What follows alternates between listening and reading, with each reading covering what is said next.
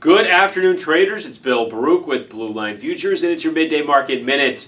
We're seeing some of that FOMO chase early on from the overnight into this morning come back in a little bit. The S&P traded up to 2808. We're now testing around 2790. You had last night's Chinese manufacturing, this is the Caxton HSBC survey, was less of a contraction than thought.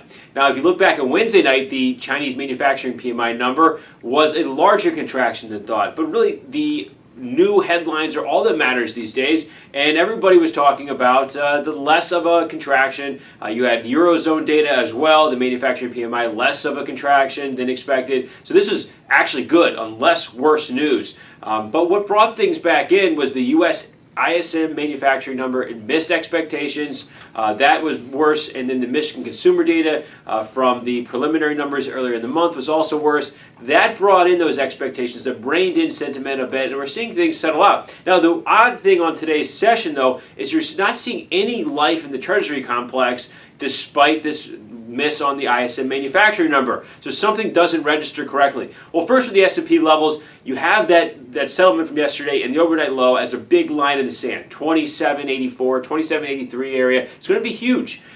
Get below there, you could see selling really start to cascade into the weekend. But if we continue to consolidate, probably the same sort of tape we've seen for the last 2 to 3 days. To the upside, 2807 was the level that we had. 2808 was the high in the session. You got your ranges. For some reason, if this market goes back up, we don't see that happening today unless you have some new fundamental developments. That goes back up there, takes that out, it could run a bit. So those are your line in the sands. Ultimately, though, it's odd to see no life in the treasuries or safe havens. Gold is taking a pretty big hit. Closed below the trend line from November yesterday. We're below that 1304 low today. We're testing it right now. Looks like it's trading below it right now.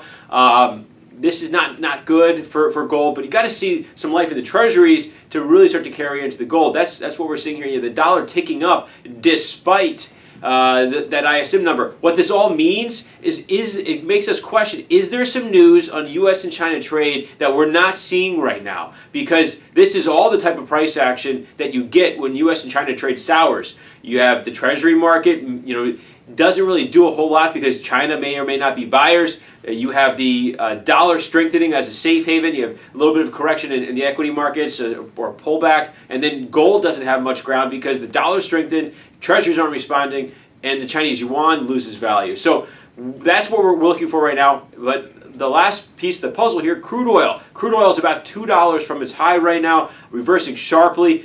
This is another failed breakout on crude oil. If it closes below 55.5, look for additional selling into next week. We're here to help talk about anything on the board, and contact us as things develop today. We're here, 312-278-0500. You can email us at info@bluelinefutures.com. You can check our website for updates, and you can sign up for a free trial of research there. But remember, futures trading involves substantial risk of loss and is not suitable for all investors. Thank you.